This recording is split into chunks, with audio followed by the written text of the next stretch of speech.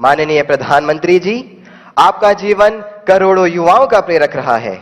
मन्नत, अष्टमी, कुमकुम और आकाश जीवन में आने वाली चुनौतियों में कैसे सकारात्मक रहकर सफलता प्राप्त करें, इस विषय पर आपका अनुभव जानना चाहते हैं।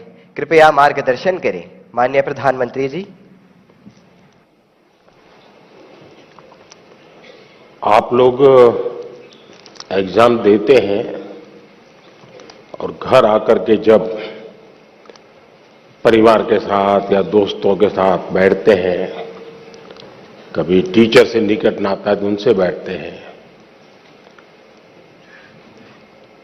और कोई सवाल का जवाब ठीक नहीं आया तो आपका पहला रिएक्शन होता है ये आउट ऑफ सिलेबस था। यही होता है ना, तो ये भी आउट ऑफ सिलेबस है।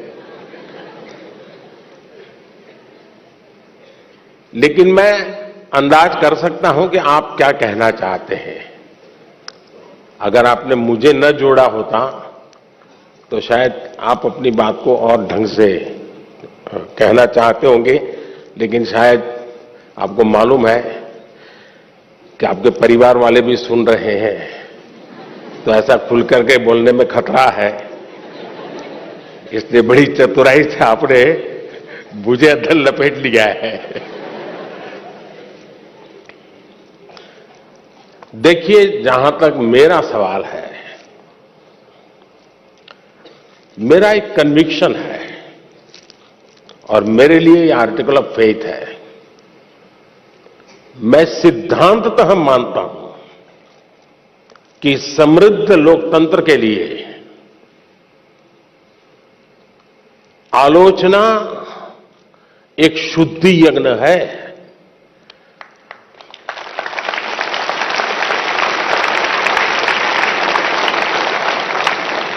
आलोचना ये समृद्ध लोकतंत्र की पूर्व शर्त है और इसलिए आपने देखा होगा टेक्नोलॉजी में ओपन सोर्स टेक्नोलॉजी होती है, मालूम है ना। ओपन सोर्स होता है, उसमें सब लोग अपनी अपनी चीजें डालते हैं और ओपन सोर्स टेक्नोलॉजी के माध्यम से ये अलाउ किया जाता है कि देखिए भी हमने किया है, हम यहां जाकर के अटके हैं, हो सकता है कुछ कमियां होगी, तो लोग उसके अंदर अपने अपने टेक्नोलॉजी को इंसर्ट करते हैं और काफी लोगों के प्रयास से वो एकदम से समृद्ध एक सॉफ्टवेयर बन जाता है। ये ओपन सोर्स आजकल बहुत ही ताकतवर एक इंस्ट्रूमेंट माना जाता है।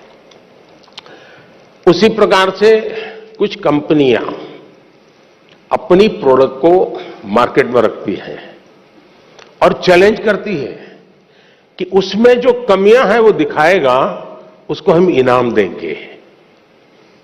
बाउंड सिस्टम की व्यवस्था खड़ी हुई है। इसका मतलब ये हुआ कि हर कोई चाहता है कि कमियां जो हो उससे मुक्ति का रास्ता कोई इंगित करेता तो होगा ना। लेकिन कभी कभी क्या होता है, आलोचना करने वाला कौन है उस पर सारा मामला सेट हो जाता है।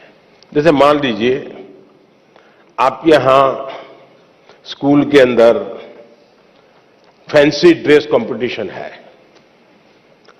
और आपने बड़े चाव से बढ़िया फैंसी ड्रेस पहन करके गए और आपका प्रिय दोस्त है, एकदम प्रिय दोस्त, जिसकी बात आपको हमेशा अच्छी लगती है, वो कहेगा यार तुमने ऐसा क्या पहना, ये अच्छा नहीं लग रहा है।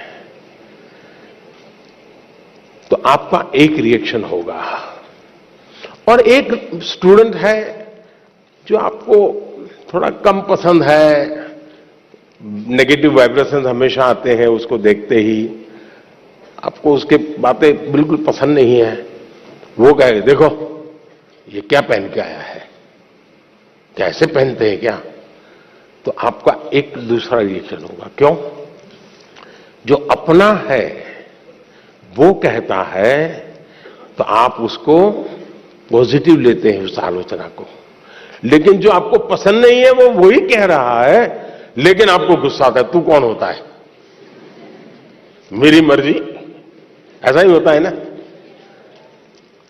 उसी प्रकार से आप आलोचना करने वाले आदतन करते रहते हैं तो उनको एक बक्से में डाल दीजिए, दिमाग खपाइए मत ज्यादा, क्योंकि उनका इरादा कुछ और है।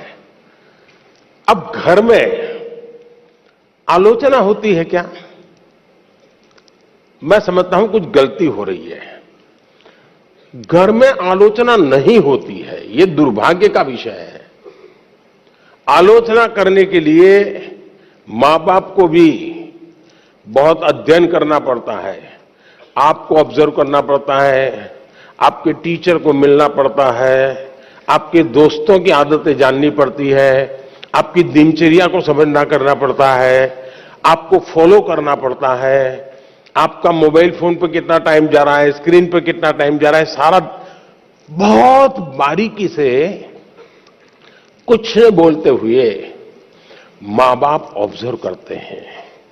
फिर कभी आप किस अच्छे मूड में होते हैं वो देखते हैं, और जब अच्छे मूड में होते हैं, अकेले होते हैं, तब प्यार से वो कहते हैं, अरे यार देख बेटे, तुझमें इतनी क्षमता है, इतना सामर्थ्य है, देख तेरी शक्ति यहां क्यों जा रही है।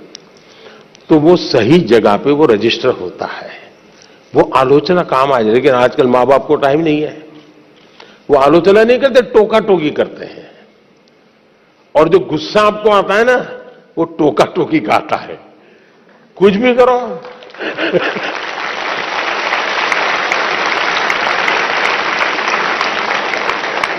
खाने पे बैठे हैं, कुछ भी कहेंगे, ये खाया तो भी कहेंगे, नहीं खाया तो भी कहेंगे, यही होता है ना। देखिए अब आपके माता पिताजी आपको पकड़ेंगे घर जाके क्या है। टोका टोकी जो है वो आलोचना नहीं है। अब मां बाप से मैं आग्रह करूंगा कि कृपा करके आप अपने बच्चों की भलाई के लिए ये टोका टोकी के चक्कर से बाहर निकलिए।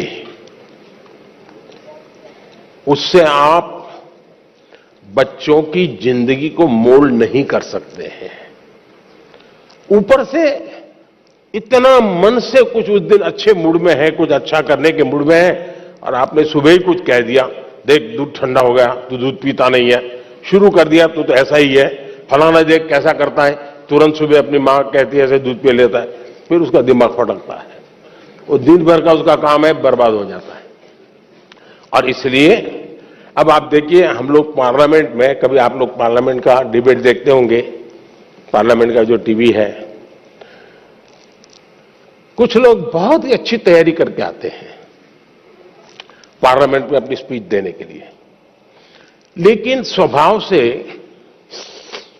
जो सामने विपक्ष के लोग होते हैं ना, वो आपकी साइकोलॉजी जानते हैं, तो कुछ में ऐसे ही कोई टिप्पणी कर देते बैठे बैठे,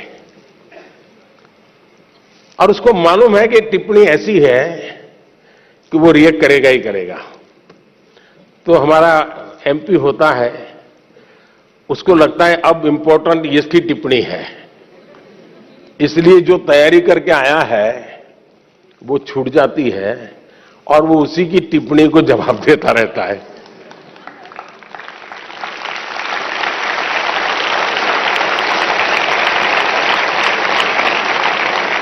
और अपना पूरी बर्बादी कर देता है।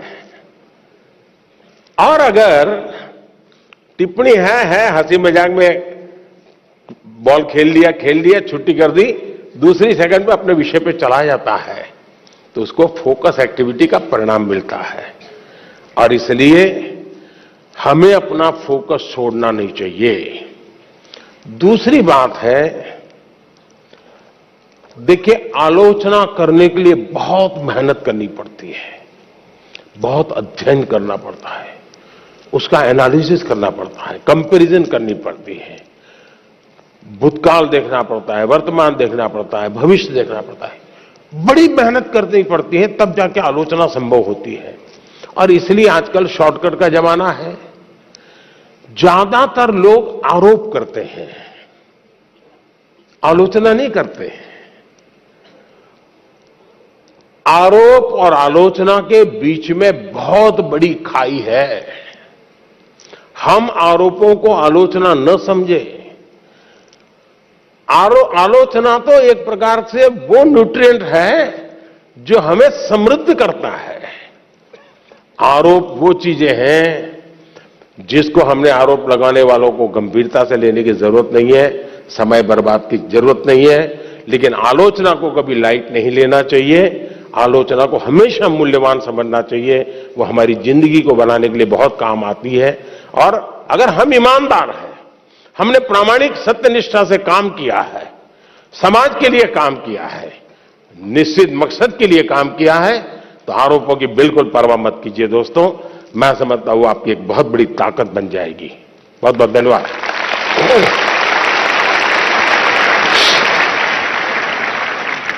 माननीय प्रधानमंत्री जी, आपकी सकारात्मक ऊर्जा ने करोड़ों देशवासियों को नया मार्ग दिखाया। आपका धन्यवाद।